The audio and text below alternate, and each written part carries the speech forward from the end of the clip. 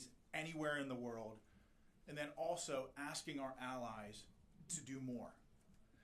We all know that this is a tall task, to be sure. So President Trump knew we needed a certain type of leader to bring the department into the 21st century, and he found that leader in now Secretary Pete Hegseth. So in less than 2 months, Secretary Hegseth has taken monumental steps to return the Department of Defense to its core mission, which is warfighting, lethality, meritocracy. In a very, very short amount of time, Secretary Hegseth has restored the warrior ethos.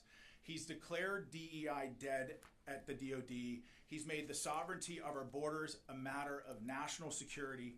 And we are refocused on training, fitness, and high standards across the board here in the Department of Defense.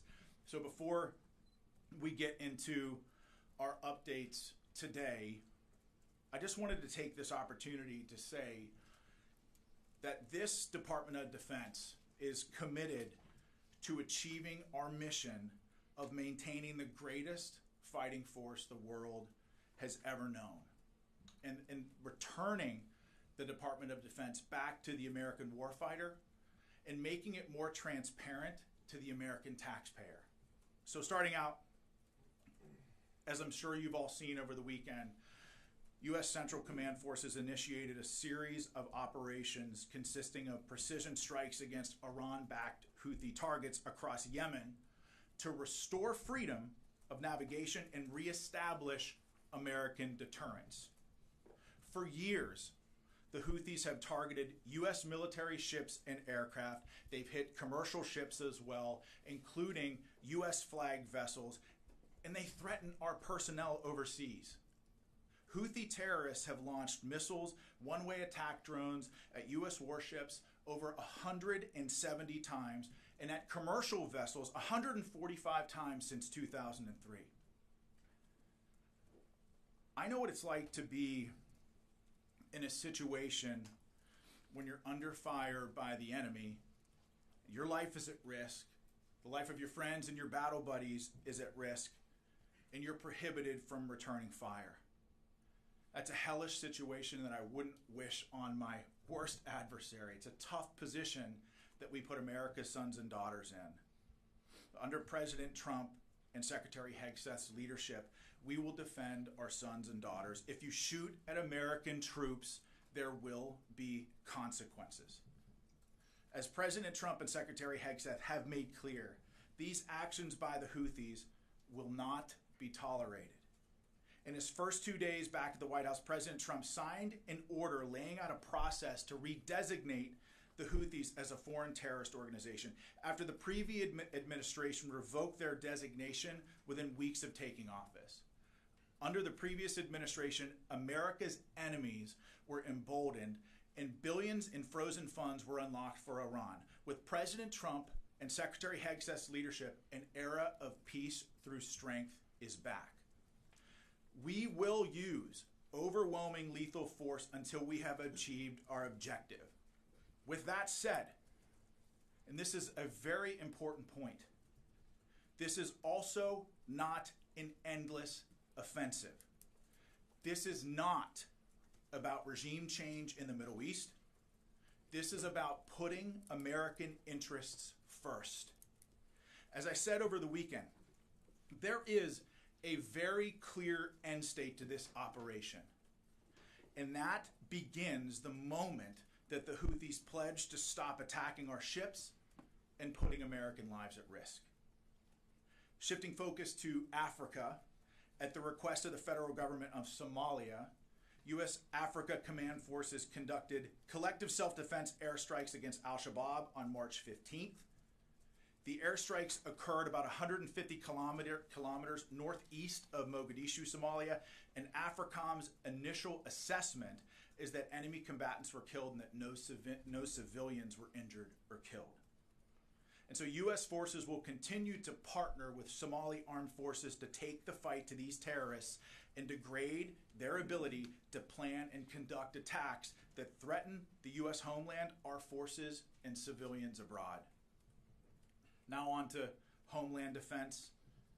President Trump and Secretary Hegseth have been very, very clear that border security is national security. We spent decades defending foreign nations' borders while our own U.S. borders has been invaded by criminal illegal aliens, human smugglers, drug traffickers, and transnational gangs. The Department of Defense is proud to defend our homeland and the territorial sovereignty of the United States. Although we've seen a 93% decrease in illegal border crossings, we will not stop until we have 100% operational control of our southern border. And over the weekend, Joint Task Force Southern Border assumed the mission from Joint Task Force North and reached initial operating capacity. Additionally, U.S. Northern Command announced on Saturday that the Arleigh Burke-class guided missile destroyer, the USS Gravely, departed Naval Weapons Station Yorktown for a scheduled deployment to the Gulf of America. We're actually making some history from the podium today. It's the first time we've recognized the Gulf of America in the Pentagon press briefing room, which is kind of cool. So it's not only vital for the United States to have control of our border via land, it's equally important to control our territorial waters. And this deployment directly supports U.S. Northern Command's mission to protect our sovereignty. And lastly, Secretary Hegseth spoke with Qatari Minister of State for Defense Affairs, His Excellency Sheikh Saud Al Thani, to discuss operations to eliminate the Houthi threat to American commerce and restore American freedom of navigation. The Secretary acknowledged Qatar's strong partnership in addressing shared security challenges across the region, including Syria and the Red Sea. And with that, I'll turn it over to my counterpart, Grinch, for some more opening comments on CENTCOM strikes. General, the floor is yours. Thank you, sir. Ladies and gentlemen, thanks for the opportunity to provide you a brief operational update on our operations against the Houthis.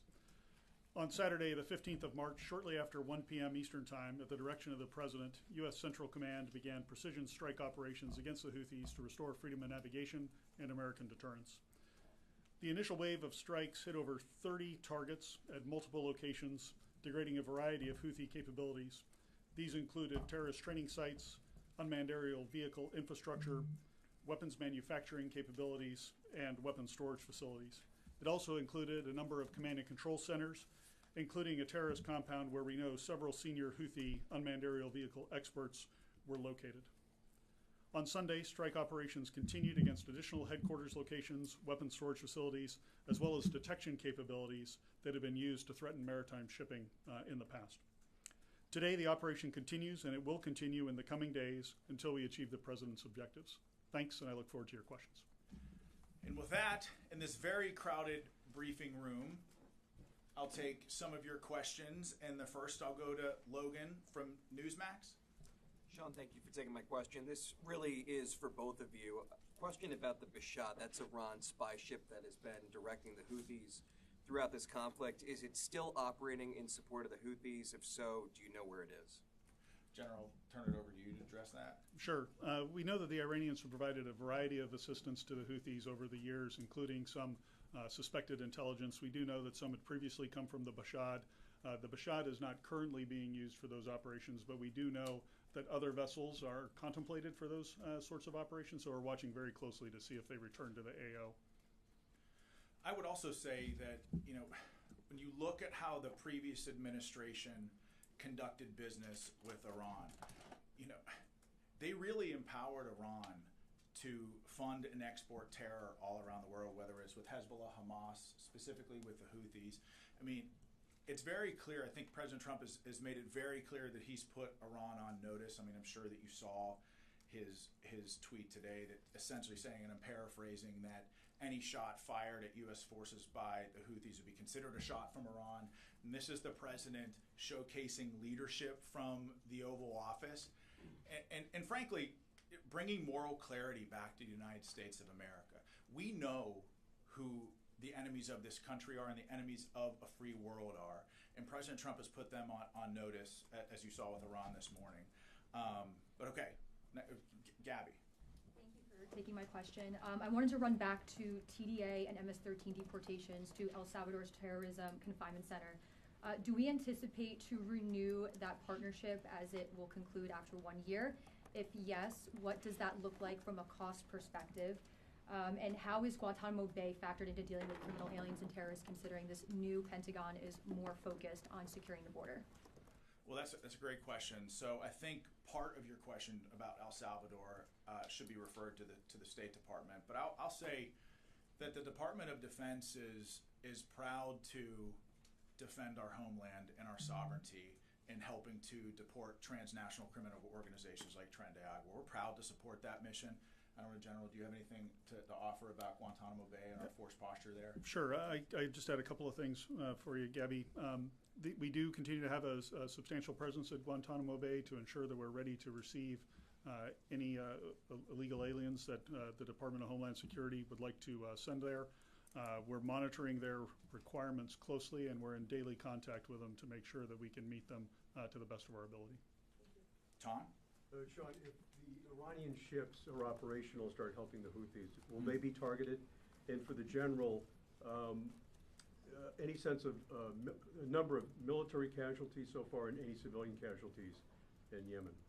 Well, that's a great question, General. If you'll permit me to answer. Sure, go ahead. So I think that I certainly don't want to get out in front of the Commander-in-Chief and the Secretary as it pertains to clearance of strikes and who will be targeted. But I think the President's made very clear that all options are on the table. Yeah, Tom, just on your question of casualties, military casualties, we have some initial estimates. I hesitate to say what they are because they're very much estimates at this point, but I think in terms of dozens might be a safe overall characterization. Dozens of military? Yeah, dozens of military casualties so far, but I really can't characterize it much better than that at this point. We'll learn more as we go. On the civilian casualty side, no indications of any civilian casualties. We, of course, have seen some of the accusations by the Houthis. We look at those closely when they do come in, but we have no credible indications of any civilian casualties. You know, and I'd like to add to what General Grinch said. Anytime you're close to an operation like this, having been, in combat front towards enemy before, the fog of war is a real thing. So before we announce something here from the podium, we're going to make sure that we get it right. And I think part of that is just taking the time to evaluate and doing a proper battle damage, BDA battle damage assessment, sensitive site exploitation. And frankly, that stuff just takes time. And so before we make any sort of those announcements, we're going to do a real hard look and make sure that we get it right before we announce it to you. Charlie from CBS. Yes, thank you, Sean.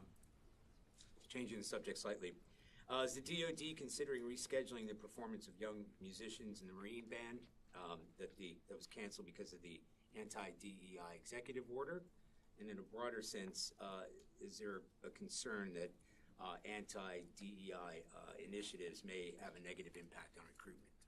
Well, I think the President and the Secretary have been very clear on this, that anybody that says in the Department of Defense that diversity is our strength is frankly incorrect. Our shared purpose and unity are our strength. And I say this as somebody who led a combat platoon in Afghanistan that was probably the most diverse platoon that you could possibly imagine. I mean, we had blacks serving next to white, Christians serving next to atheists, Northerners next to Southerners, and yes, Democrats and Republicans in the very same foxhole. But the reason why we were so lethal in Afghanistan, and again, my platoon took an 85% casualty rate over 485 days, but part of the reason why we were able to accomplish the mission and the commander's intent was because we put aside our many differences as Americans. There were no hyphenated Americans with us in that isolated hilltop in the border region of Afghanistan. We were all just Americans. And really, when you talk about America's greatest strength, yes, we've got, I'm sure the General can attest, yes, we've got lots of cool, sexy equipment and lots of exceptional military training. I think it helps set us apart from everybody else. But what makes us exceptional fighters on the battlefield is our ability to put aside our many differences and unite under a common banner as Americans. I mean, for goodness sake, when we put aside our many differences as Americans, we went to the moon with less technology than many of you all have in your pockets and your cell phones right now. We're talking about a force that stormed the beaches of Normandy, scaled the cliffs at Pointe du Hoc, fought through hedgerows, and beat back the Nazi war machine and saved the world. And we put aside our many differences as Americans. And I know President Trump understands that our focus on unity and shared purpose is what makes us lethal, and so does Secretary Hegseth. So their guidance has been clear on this, and we're going to continue to focus on that guidance. Wait, in terms of the concert, are you thinking about rescheduling that? I don't think I'll have to take that question for you. I don't have an answer for you, but we'll get back to you on that. Oh, let's go to the phones. I'm getting a signal. We should go to the phones. Okay, we got JJ Green on the line from WTOP. Hey, Sean, thank you for doing this. A question about Ukraine. Can you assess how the U.S. military, assess the status of U.S. military aid to Ukraine and the intelligence sharing, how that's going since it was disrupted maybe a week or so ago, and then restarted? What's being shared? What's being given? What's happening with that? Well, I can tell you that U.S. military aid to Ukraine has been turned back on, as well as intelligence sharing with our Ukrainian partners. But I'll tell you this. The president has been very clear since his time on the campaign trail that his focus with the war in Ukraine is bringing about peace and putting a distinct focus on peace and really to stop the dying. And so President Trump, along with his national security team, have been heavily involved in, along with Secretary Hegseth as well, heavily involved with Ukraine and Russia to try to broker that peace, understanding that there will likely be difficult conversations to be had on both sides when you're talking about, the release of hostages, when you're talking about potential ceasefire agreements, when you're talking about territory. As someone who's negotiated with some tough people on the battlefield, I can tell you it's a tough, imperfect, nuanced, and complicated process. And President Trump and Secretary Hegseth certainly understand that, with on the forefront of their mind peace as their first and foremost priority. General, do you have anything to add? No, I would just echo what you said, sir, which is, the status of U.S. military aid, it has been turned back on. We've got confirmed reports that it is continuing or is flowing back into Ukraine. And of course, daily reports on the outcome of the intelligence sharing and those efforts. So all of that is as it was previously. So I'm going to stick with the phones here just a second. I got Christina from Breitbart on the phones. Do I understand that? Yes, thanks so much for doing that, Sean. Two questions. After U.S. strikes against the Houthis on Saturday, the Houthis fired drones and missiles at the Truman. Will there be a response to those attacks? And secondly, the Pentagon has deployed the USS Bravely. And can you tell us a little bit about what it will be doing there, exactly what its mission will be? So I guess I'll address the first part of your question first, Christina, and General, I'll let you chime in. The question of the Houthis. I mean, what was? Remind me what the first part of your question was, Christina.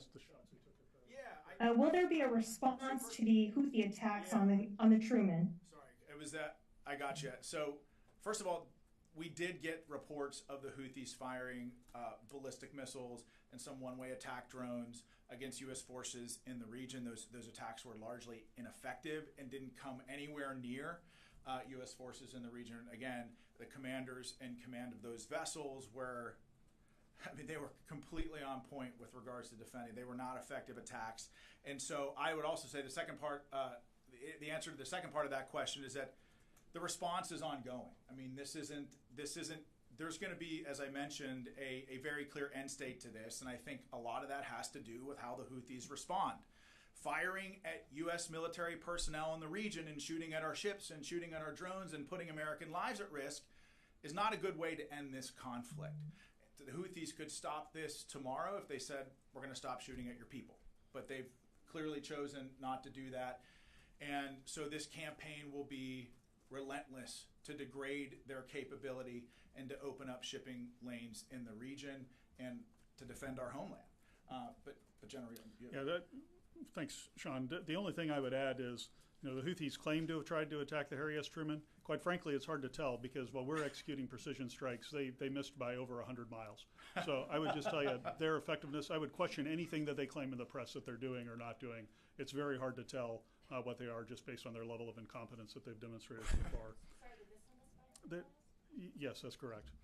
There's also been a number of other attempts to interdict vessels in the Red Sea using UAVs and some cruise missiles as well. All of those have been easily defeated by our fighter aircraft that are there. General Grinch throwing shade at the Houthis from the podium. I love it.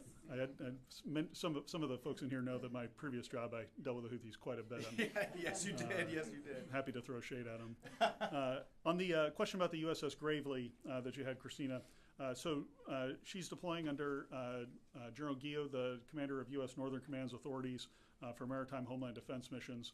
She'll go down, as Sean mentioned, into the Gulf of America and surrounding areas and be involved in the interdiction mission for any of the drugs and whatnot that are heading in. It'll be partnered very closely with the United States Coast Guard. We won't share, of course, her actual scheme of maneuver here, but know that that's the mission that she's going down there for, and we look forward to seeing what she can do. And on that point about the USS Gravely, I think it's really important that the President and the Secretary have made very clear 100% operational control of our southern border. I mean, we've got probably close to 10,000 troops on our southern border. We're surging a Stryker Brigade combat team down there to reinforce the land border as well. But there's a sea component to this as well, and that's part of the mission of the USS Gravely is to secure the water routes in defense of our southern border. And so, Aaron, Daily Caller. Thank you, Sean. Will the Department of Defense commit to firing or otherwise disciplining any remaining leadership that were directly involved in the Afghanistan withdrawal? So we're in the process of figuring out what that investigation will look like. But I'll tell you, as somebody who served in Afghanistan and watched that unfold, I mean, I was horrified in a lot of ways. You think about how much time and blood and treasure and American life that was lost in Afghanistan over 20 years. You think about that for a second. I'm 43 years old. This country was at war in Afghanistan for 20 years. So almost half of my life, this country was at war in Afghanistan. And I personally watched, the men in my platoon, but also my larger brigade combat team, which was a part of the 10th Mountain Division, 3rd Brigade. We bled the ground red in Afghanistan. And I watched my men do extraordinary things in support of a grateful nation and in support of the mission there. And to watch Afghanistan be surrendered in the way that it was extremely difficult. And I think something that President Trump and Secretary Hegseth really understand is that when America makes a decision to get involved in any conflict, we have a moral obligation to have a clear-cut end state to what that operation looks like, a clear exit strategy to what that operation looks like, and to make sure that victory is clearly defined. And I think in Iraq and certainly in Afghanistan over the last 20-some years, I think maybe we've struggled a little bit with those finer points. But I'll say that the President Trump and Secretary Hegseth, they understand that when America gets involved in a fight, it's our job to also end that fight as fast as humanly possible because we have a moral obligation to win and win decisively. Otherwise, you're going to have an entire generation of American warriors wondering what the hell it was all for. And I know that every day I wake up and I draw breath, I think about the men who I served with, who were my friends, who never came home from that fight. I've lost 30 friends in my support of the Afghan war, 30. And you ask yourself, you look yourself in the mirror, you ask yourself, what do we have to show for it? Not a whole lot. And so to your question of will people be held accountable? I think we have an obligation both to the American people and to the American warfighters who fought in Afghanistan to hold the leadership accountable in some way. Now, we don't know what that looks like right now, but to hold the leadership that was in charge of the Afghan withdrawal accountable.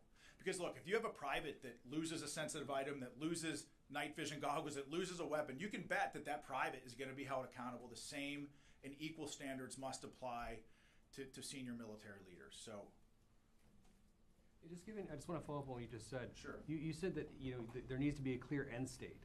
And I know the goal is to have the Houthis stop their attacks, but what is the end state? What happens if the Houthis don't stop their attacks or don't agree to say they'll stop their attacks?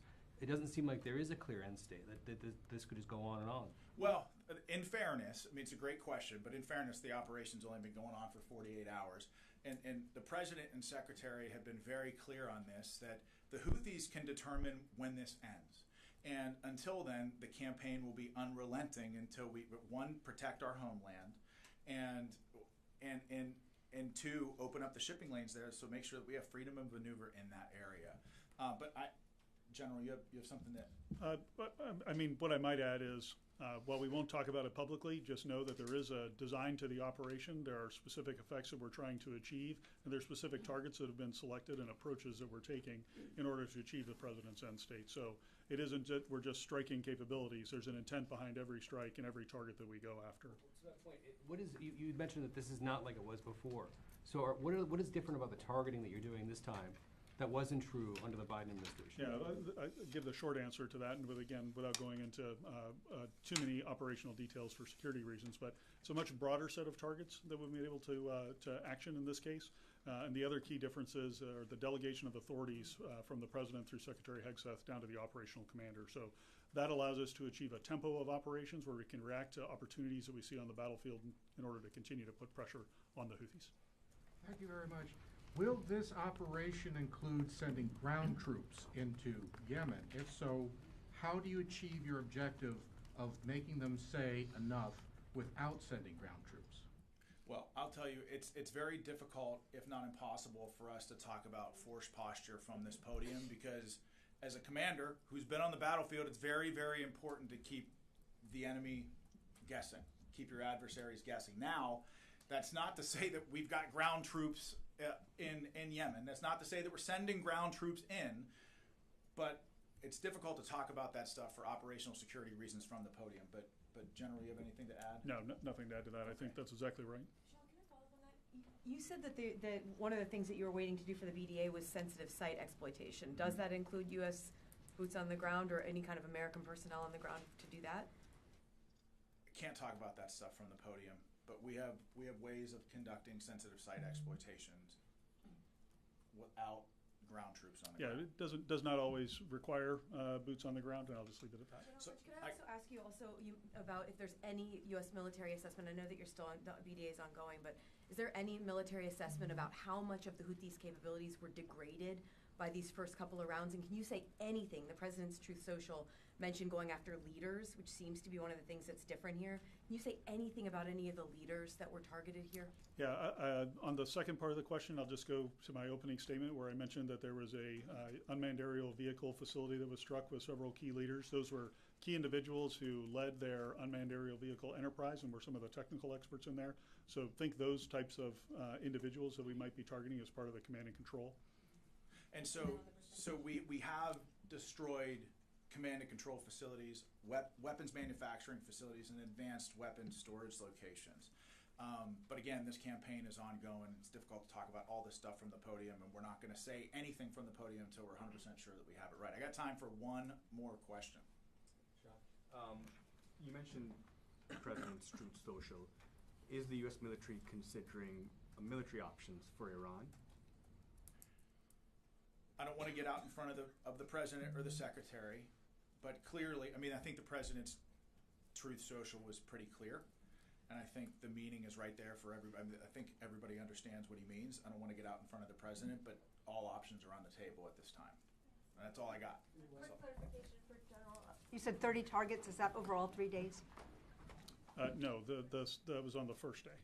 And it was over 30 targets, so not a specific number for you, but over 30 targets, multiple locations, and then additional targets today and additional targets yesterday on Sunday and additional targets today that obviously I won't go into because they're executing now. So thank you, everybody. Listen, we're done. There will be more of these, I promise, but thank you. It was a great first press briefing. Really appreciate you all and your commitment to telling the story of the warfighters. But thank you. We'll see you next time.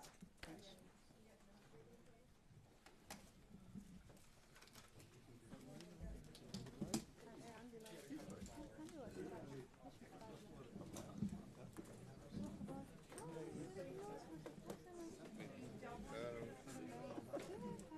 sorry.